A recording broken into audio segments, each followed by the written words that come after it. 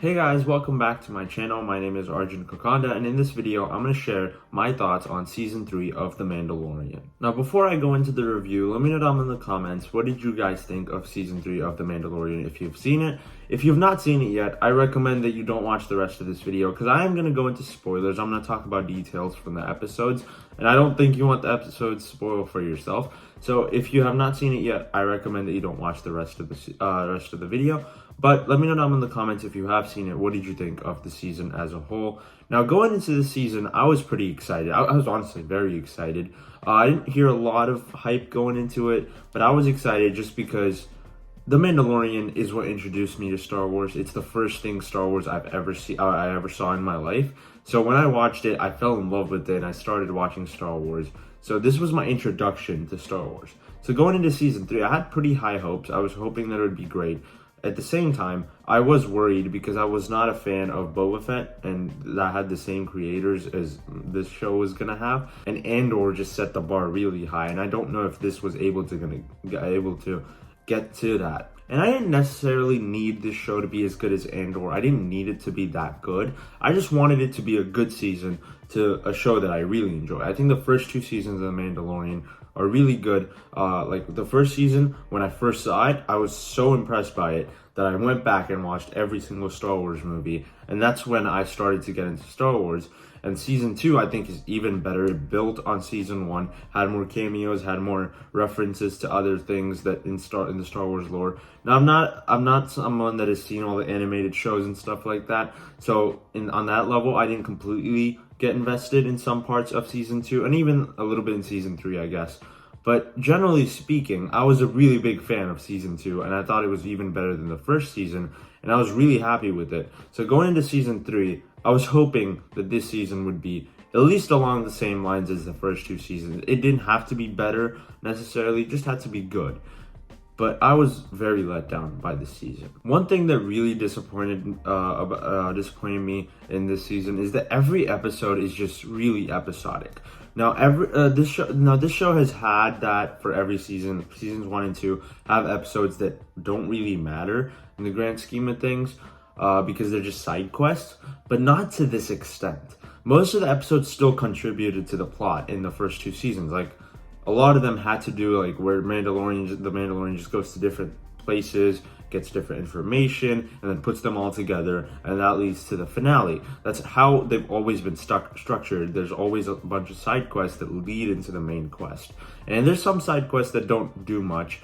That aren't really a big deal, but most of the time, every episode contributes to what's going to happen.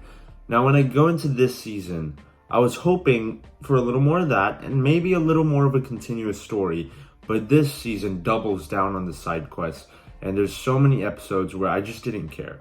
I just didn't care because like they mattered, I guess, in a sense, but in the grand scheme of things, those could have just been like a 10-minute segment in one of the episodes. It could have explored the actual story more instead of exploring the side quests, because most of the episodes in this season are side quests that don't really matter. There's parts of it that matter, but those parts could have just been 10 minutes of a different episode, and that could have been much better than having long episodes of plot that doesn't matter to the story at all. Now, the first two seasons obviously had a clear narrative of getting Grogu, that guy, or this guy, got this new shirt, by the way, I hope you like it, but basically, like the first two seasons plot were that we need to get Grogu to a Jedi. That's a very simple plot, and you follow that throughout the first two seasons. The first season, you just kind of get him to escape, I guess, with Mandalorian, and then the second season, you start to get him to the Jedi.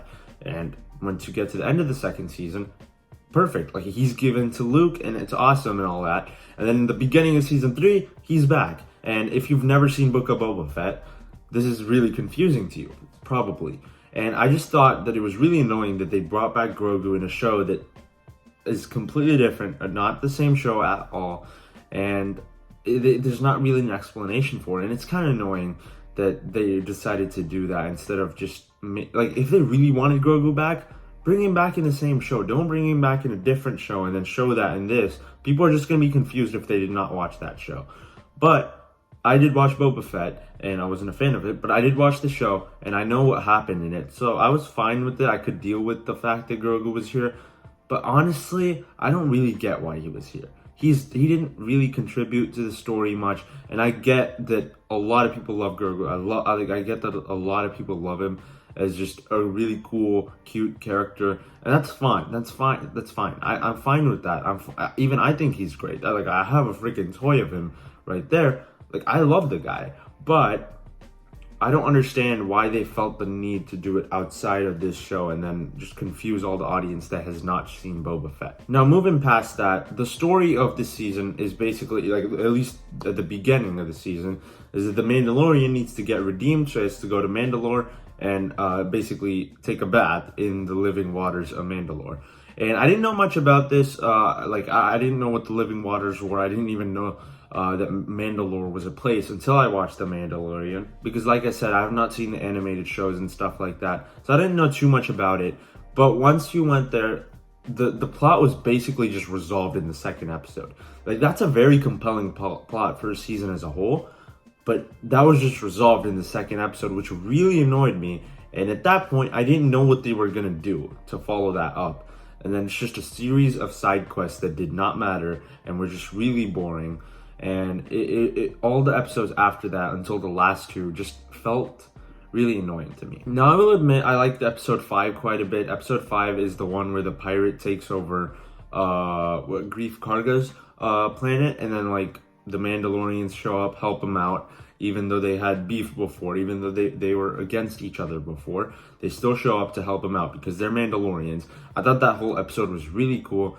Just that whole idea of, like, they used to be enemies before, Grief Karga and the Mandalorians, but they still, because it's their job as Mandalorians to protect people, they showed up, they helped them get his planet back. I thought that was just really cool, and the way that whole episode played out was really nice. And it actually did have parts of it that really helped progress the narrative. And in that sense, I really appreciated that because I actually cared more because there's things that mattered. And I really liked that about this episode. Now, the 2 episodes before this, episodes 3 and 4, I didn't care much for, obviously, just because they were just side quests that did not really matter. Episode 3 was a completely different story that had nothing to do with the Mandalorians at all, and it wasn't even that interesting. And then episode 4 was a side quest about a child getting kidnapped and all the Mandalorians trying to get the child, and it was cool and all, and obviously that did have an impact on how some things played out in episode 5, because I don't know if the Mandalorians would have gone to help Grief Karga if our main Mandalorian, Din Djarin, didn't help them get one of their kids back. I don't know if they would have done that, but again, that could have just been a 10-minute segment of a different episode, and it would have been perfectly fine, because that episode as a whole did not contribute much to the plot at all. Hey, so as I was editing, I realized I forgot to talk about the whole part where Grogu was rescued by a Jedi. I thought that whole scene in that one episode was really good. Probably the best part of that episode for me, because it was actually important and something that we've been wondering for a while. And I love the fact that the Jedi that saved him was played by the same actor that played Jar Jar Binks, because he got a lot of hate for the prequels. And although I'm not a fan of the character of Jar Jar Binks, I do think it's really cool that he got another chance to play a different character in the Star Wars world and kind of like redeem himself, I guess. I thought that was really nice and just a great moment in the season. And it just felt very annoying and felt like an episode that was just there for filler. Like, that's what a lot of these episodes felt like. Even as you go to episode 6, I don't understand the point of that episode, because the whole Jack Black thing, the whole planet and then all the droids getting messed up, that didn't matter. Like, no one cares. I watched that whole episode and I went, episode 5 was actually pretty good, and then episode 6 immediately is probably the weakest episode of the entire show. And that's saying a lot. There's some weak episodes in Mandalorian season 1 and 2, but not to that extent. When I watched episode 6 of this season, I was just so frustrated because everything was so pointless. It was just played for laughs. The whole plot didn't matter at all until the end. Something happened. And the whole Darksaber thing, the way Mandalorian was like, he was beaten by someone, and then Bo-Katan was able to beat that someone else. So that means that somehow she deserves the Darksaber now. I thought that was just a really dumb logic. Like, they set up this great conflict in season 2 of how is Bo-Katan gonna get the Darksaber back from the Mandalorian. They have to win in a fight, obviously, and that's just resolved in the stupidest way possible, in the most easy way possible. They took a shortcut to a plot line that could have been so deep, so profound, and so interesting. You could have seen this conflict build up between the two of them throughout the season. Instead, it's just resolved in the stupidest way possible. And I was just flabbergasted when it happened. And that's not a word I use a lot, but I mean, like, that's a perfect definition of what I felt while watching that episode, and that whole thing happened with the Darksaber. And then suddenly everyone is following Bo-Katan now. I don't know. Like, it was good, it was fine, but it felt so disappointing compared to what season 2 set up, because that felt like, oh my god, this is gonna be epic. But it really was not. And then we go into the last 2 episodes, which, unlike the rest of the series, are actually really good. Obviously, I said episode 5 was good, but then other than that episode, the rest of the series was not, in season, was not great. And then the last 2 episodes just completely changed that, because when I watched episode 7, I was so blown away. Like, if they started doing this stuff that they did in episode 7 and 8, like 2 episodes prior, it could have been so good, because episode 7 was honestly amazing. Like, the way everything played out was so good. I think just the way they started just exploring Mandalore was really cool. And then, like, all the Mandalorians, the team of people that went there, and they start exploring everything. They find other Mandalorians that survived on the planet, and then when they go underground and the stormtroopers in the Mandalorian armor show up, I thought that whole thing was really cool. There's a really cool fight scene over there. That entire fight scene I thought was really awesome, when they had jetpacks and, like, they were trying to fight them all. It was very intense, and, like, it actually felt like there were stakes again in this show, that, like, the entire season did not feel like it had stakes, did not feel like it actually mattered. Now, when you get to episode 7, the second to last episode, it felt like things actually started to get going, and I really appreciated it. I thought that was really good, and that's that's the push that I needed in this show to, like, actually start caring about it. Like, episode 5, I cared, but it's a side quest, and to the in the grand scheme of things, it's not part of the main plot. And episode 7, if this episode happened like 2 episodes ago, and they actually integrated all the plot of the season into the episodes, it could have been so much better. Because this episode should have been like episode 4, or maybe even episode 3. Like, that's how early this should have happened, and it just didn't matter, because they decided to rush everything in the last 2 episodes, and they saved the best stuff for the last 2 episodes. And the last 2 episodes were great, but the rest of the season suffered because they decided that they wanted to make the last 2 episodes really good. Because this episode could have been like 2 different episodes. It could have been, one of the episodes could have been like them exploring Mandalore, and the other one could actually be where the conflict starts to get going. Because this episode has like a clear point where you could cut the episode and then it transitions into the next one. Like, you could have done that, but they decided that they're just going to put it all in one episode. And in a way, I think these last 2 episodes also did feel rushed. Even though they're 2 of the best episodes of the show, like, I don't know if they're the best 2. Obviously, the finale of season 2 I thought is really good. The finale of season 1 is really good. I think episode 7 of season 2 is also incredible. I think I like that episode more than most people do.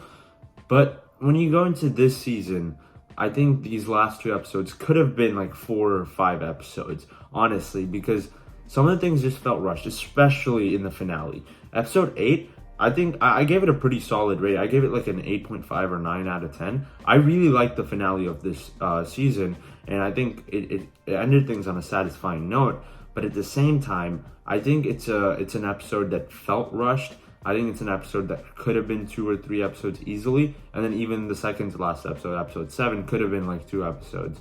And if they divided it up that way, I think this season could have been much better. It could have ended up being the best of the show as a whole, because season 2, as great as it is, it does have a lot of side quests. It doesn't really pull together until the last couple of episodes, But it's still a great season because every episode just has something that's interesting and important for the rest of the show. And this show could have done that if they started actually working on the plot, progressing the plot a few episodes prior, instead of in the last 2 episodes and rushing everything. And when I say rushing everything, I don't necessarily mean that it should have been longer or anything like that. I just mean that if you did stretch these 2 episodes out into like 4 or 5 episodes, that could have made the show as a whole just better, because I would have cared more in the earlier episodes, and the last 2 episodes could have been the payoff. The last 2 episodes could have been like, instead of episode 7 being the setup and episode 8 being the payoff, it could have been like episodes 4, 5, and 6 set everything up, set things into motion, and then episodes 7 and 8 are the big grand finale where you get to see the action take place and everything just comes together really well. Because the way it played out, it just, everything felt like it was set up in one episode and then it was just all paid off in one episode. So it just felt rushed. It did not feel like I was building up with the show to that point where it felt satisfying. I will admit though, the action scenes were really good. The whole Moff Gideon action scene in the finale was great. I even love the way Grogu was just jumping away from all the red people that were attacking him. I forgot their names. I know they're in The Last Jedi. I thought they were really cool in The Last Jedi, but here they were also really cool. And I really felt the death at the end of episode 7. I forgot the character's name, but one of the Mandalorians dies, and he's been a pretty prominent character throughout this season, and I thought his death was just really impactful, and I really appreciated that, because he's a character that you start to care about in the last few episodes. Another thing I think was kind of a missed opportunity is that when they said the Mandalorians took Moff Gideon, I think it could have been really cool if it was the Mandalorians Bo-Katan used to be with that took Moff Gideon. I think that could have been really cool if the conflict of this season was Mandalorians against other Mandalorians. I think that could have been really cool and added another layer of conflict to it. It's not a big deal. It's just something I think could have been, is kind of a missed opportunity, because it would have been really cool if the Mandalorians Bo-Katan used to be working with actually freed Moff Gideon. I don't know if on a plot level it makes the most sense, but I think it could have added to the conflict really well. But overall, this is a season of The Mandalorian that I was disappointed by. Still enjoyed it. Even the weak episodes, I still thought were fun enough, because they're still The Mandalorian. I like these characters. I like watching them on screen. So at the end of the day, even weak Mandalorian episodes are still enjoyable for me. I don't hate them. I don't dislike them, really. It's just that they were really frustrating to watch because I didn't really feel the plot. I didn't feel what was going on until the last couple of episodes. But then in the last 2 episodes, it does pull together really well. I do think it concludes on a high note. I just wish that the last 2 episodes were spread out throughout the series, like 4 or 5 episodes.